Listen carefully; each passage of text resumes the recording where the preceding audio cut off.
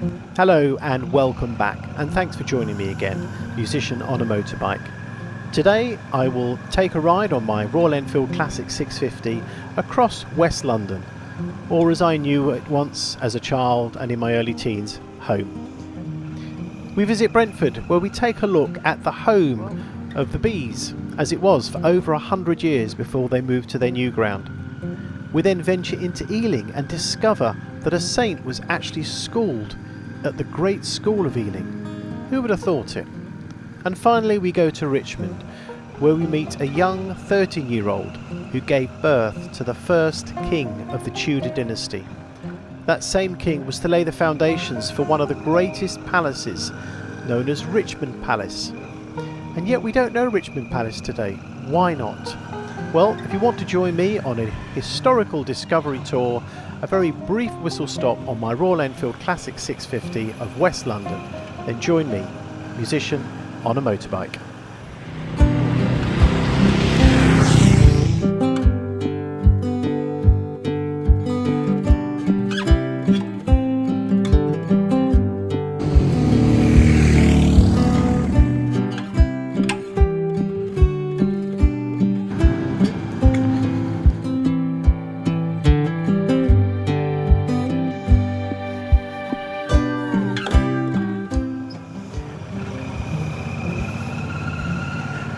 Well, in today's video, you join me as I take a ride all the way from Chiswick to Brentford.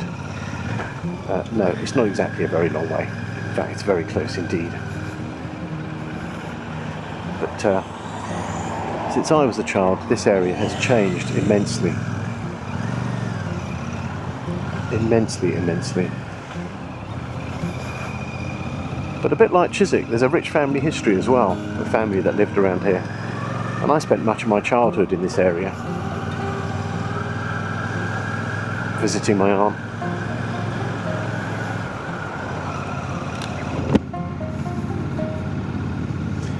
Well, there's been quite a busy amount of building work going on since I was a kid. That pub there used to be the Princess Royal, I remember that. I've been there a few times. In fact, I think the last time I went there was New Year's Eve, mid-80s sometime. And to my right is what was Brentford Football Ground. The new stadium is not too far from the elevated section of the M4 motorway. But yes, to my right, behind these houses, is what was once the home of the bees.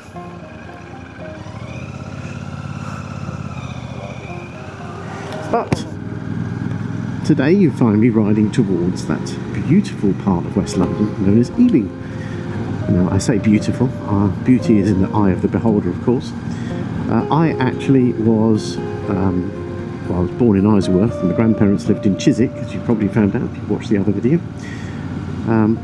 But my other grandparents, I have two sets of grandparents, I think that's fairly common these days.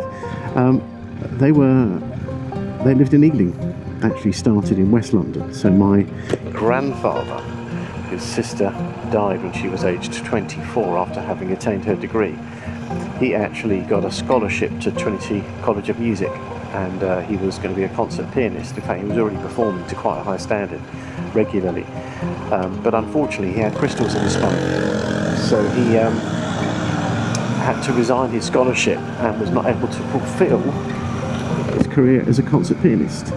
He was a licensee out of the Royal College of Music, and he did teach piano, but he ended up working on the Great West Road, which was a kind of a big Silicon Valley of its day back in the 40s and 50s. In fact, I think they moved in 1939 to West Ealing, and when I was a child and they passed away, that's where the house we moved into. So West Ealing has always been home for me. Now, they're obviously, you can see from the station, we're in South Ealing right now.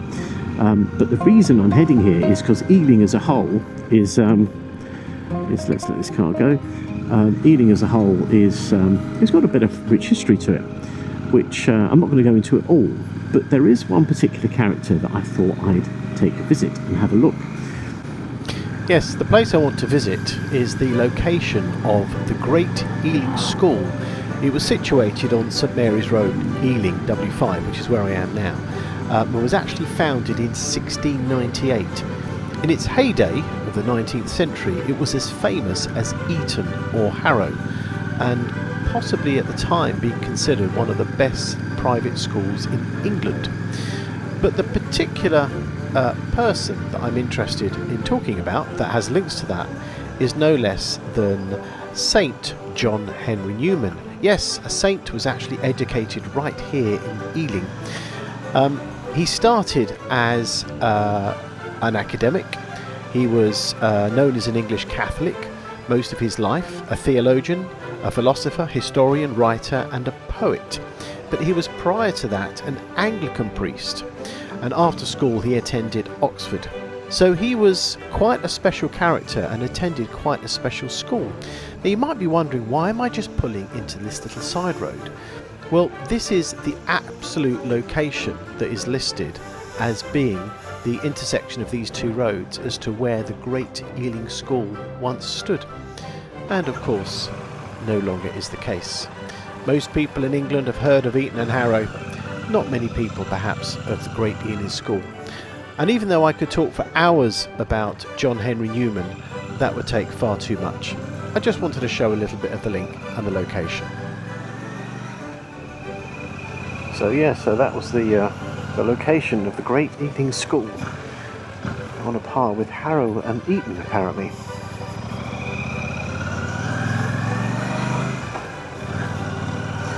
To my right behind these houses is Walpole Park in West Ealing. I used to ride through there when I was going to school, up to the age of about 12, 13. And then just in front of me is Lammas Park. So, a couple of great parks. They've got history of their own actually, which is quite interesting. I've looked at in the past. I used to go through Lammas Park and then through Walpole Park, get to school, and then vice versa, go through Walpole Park and then Lammas Park to get home. I used to cycle in every day.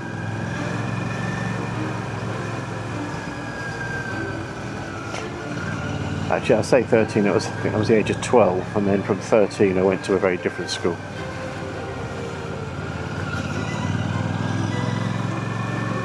I was in the state school system from the age of DOT, play school, infants, juniors, middle school, whatever they call them these days, or those days, and then I went to comprehensive for a term, which isn't far actually from where the Great Ealing School would have been located. But after that, my father sent me off to what we call in the UK a public school.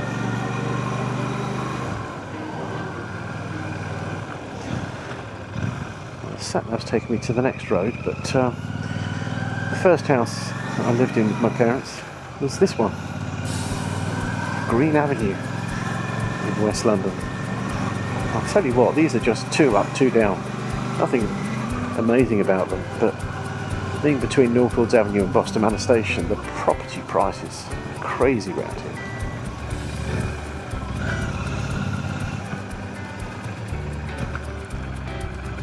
Was the local church, St Paul's Church.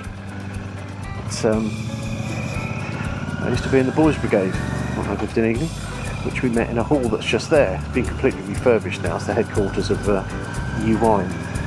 But St Paul's is where we used to go. We used to march through these streets with a marching band, drums and trumpets, and then we'd go to the church service afterwards.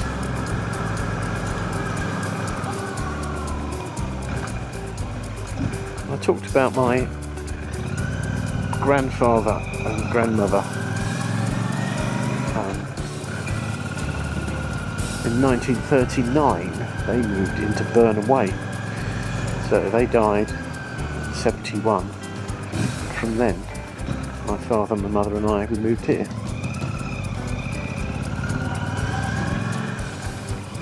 You might remember I said that as a sad passing of a dear family friend who got me into motorbiking, taught me how to ride motorbikes, actually lived down here as well, just opposite us. I want to point it out.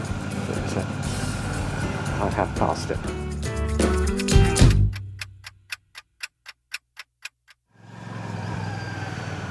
Well, I'm pleased to say that I did pop in and say hello. Dear lady who's been an influence in my life since childhood. Her and her husband were great friends of the family, and they were the people who took me away for the first time when I was 11, I think, away from my family. First time I'd ever been away outside of my grandparents and my aunts and uncles and all that. And they're the ones who taught me how to ride motorbikes. Opened up a whole new world of opportunity. So yeah, that was nice to remember. And talk about our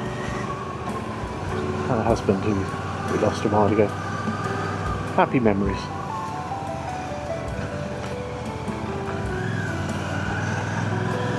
But now I'm heading to somewhere a bit different. I've done a bit of the round trip. It's on the way out of London for me, West London. I'm going to stop by Richmond.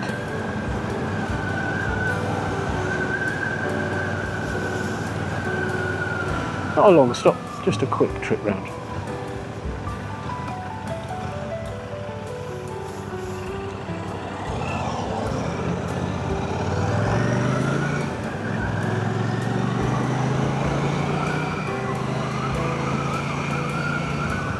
Just on the right here, Boston Manor Station, which is our local station when I was a kid.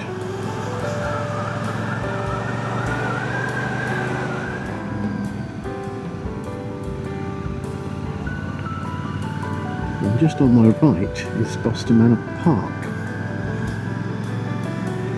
which is the location that you can find Boston Manor House, which has, there it is, you see it there if you caught that. It has a bit of history of its own. Boston Manor House is a Jacobean house built for Lady Mary Read in 1623 and later owned by the Clitheroe family from the 1670s until the 1920s.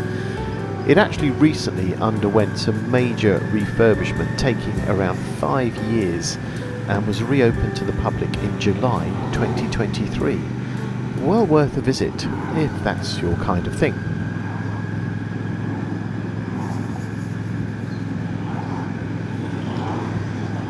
So even though we've gone from Ealing, this is actually now coming into Brentford. Ealing and Brentford have got some overlaps with roads and places like that. I think Boston Manor might actually come under Brentford now. Not sure exactly. Hello, it's voice over me, and yes, I can assure you that the Boston Manor Park does in fact come under Brentford, as does the elevated section, certainly the part that we are going under right now. I thought you might like to enjoy a quick view of the overview of the M4 elevated section as we ride under it.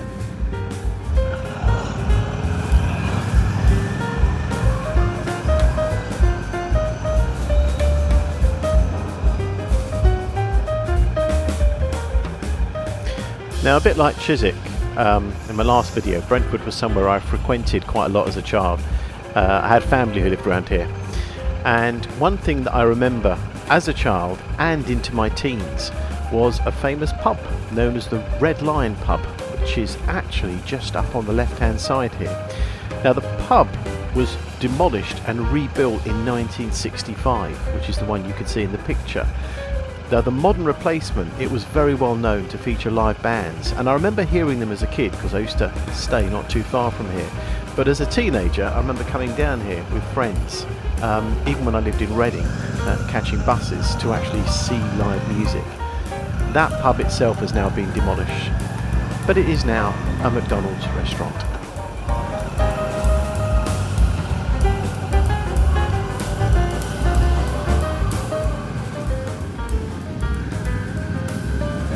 As we just approach Kew Bridge, that's a great building there. It has great memories for me.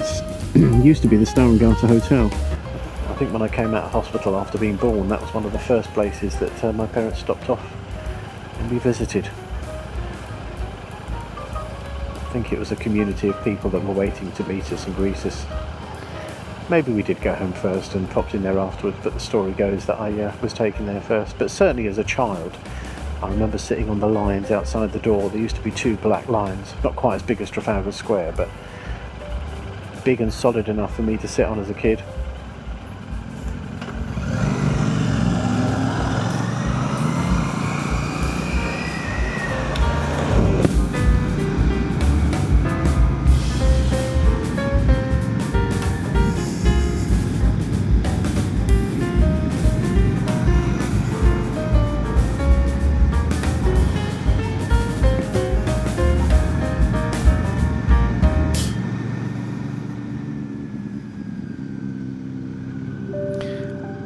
Now, to my right hand side is Kew Gardens. It's said to be a living masterpiece of nature, science and history. It was actually founded in 1759. They've got a palm house that you can visit. You can feel the humidity of a tropical rainforest. You can also wander through the Temperate House. It's claimed to be the largest surviving Victorian glass house on Earth. So, from vibrant spring blossoms to the quiet gold of autumn, it really is a place for every season. A place where curiosity grows and nature reminds us of its astonishing beauty and resilience.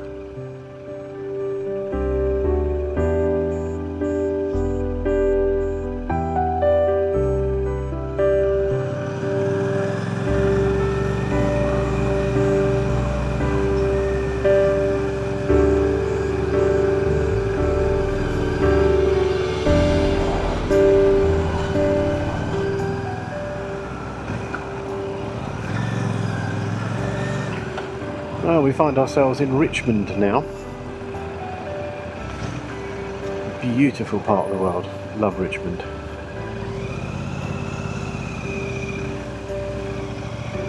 Steeped in great history. But whilst I could possibly go back a bit further, I'm not going to go back much further than, well, let's say 1501. So some of you, that might be far enough back. I want you to take you back to the well, the most famous king in England is quite possibly Henry VIII. But I want to go back one king further, his dad, King Henry VII, who basically started to build Richmond Palace in that same year. Yes, it goes back a long way. Now, Richmond Palace, not many people know about today. Richmond Palace was one of the grandest palaces of the royal family, and Henry VII built it, laid the foundations. Henry VIII loved it, and his children, in particular Queen Elizabeth I, who reigned for an almighty amount of time and saw great riches and fortunes for this country come about. Now, why have you possibly not heard of Richmond Palace? Well, the most likely answer is the fact that it was destroyed after the execution of King Charles I. Yeah, Cromwell and his cronies decided to sell off all the building materials. I think they sold it for £13,000. Sell off all the building materials, and then there's very little of it actually left.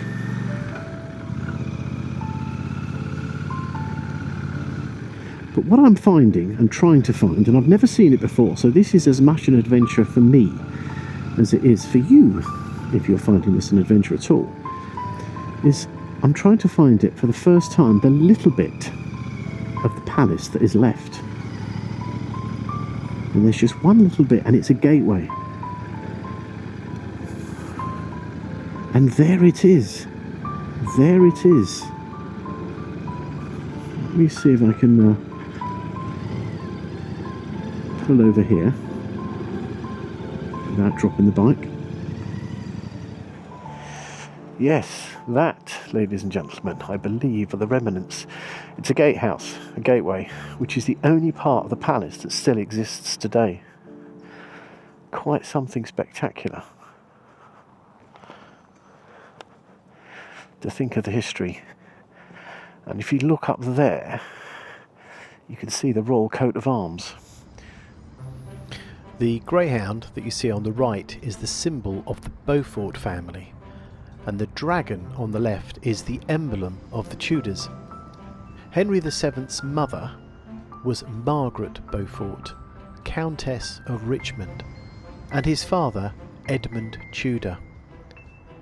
What might be surprising to learn is that Margaret, Henry VII's mother, was just 13 years old when she gave birth to Henry.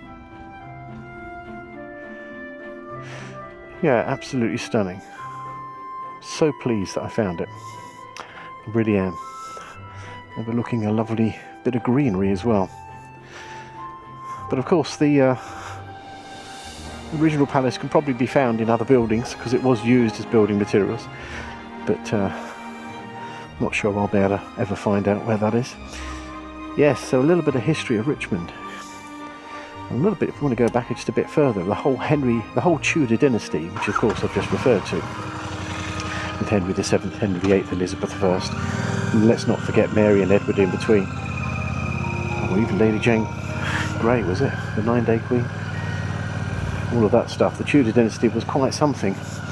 But it all started with a battle. Now, this is memory and I shouldn't do this, but was it the Battle of Bosworth Hill? I can't remember now, maybe I've got that wrong. But certainly it was Richard III was defeated by Henry VII. And he had some loose claim on the throne. And Richard III, as we know, was dug up from it was an old monastery, which was later become a car park. Yes, so it was quite not the befitting end to a king. And of course history is the account of the successor. So Henry VII and the entire Tudor dynasty was there to make sure that Richard III was never really particularly well represented by the historical facts. But they've started to review that recently. Certainly after they dug him up, he has now had a burial suitable and befitting of a king of his status. But anyway, it's a shame Richmond Palace was destroyed, because I bet it'd be an amazing place to see. And little places like this, I know I rode past it just now, but you've got the old Bobby on the beat, which is good to see. But these lovely buildings, beautiful buildings, and these lovely shops. I think anybody who watches Ted Lasso will probably start to find some of this area familiar. Richmond AFC, of course, that's what it's all about. Well, I think my final stop today before I head home again is I'm going to try and see if I can get near the Thames, because we've seen the Thames in Brentford, I've seen it in Chiswick, and I want to see if I can just see it from here in Richmond.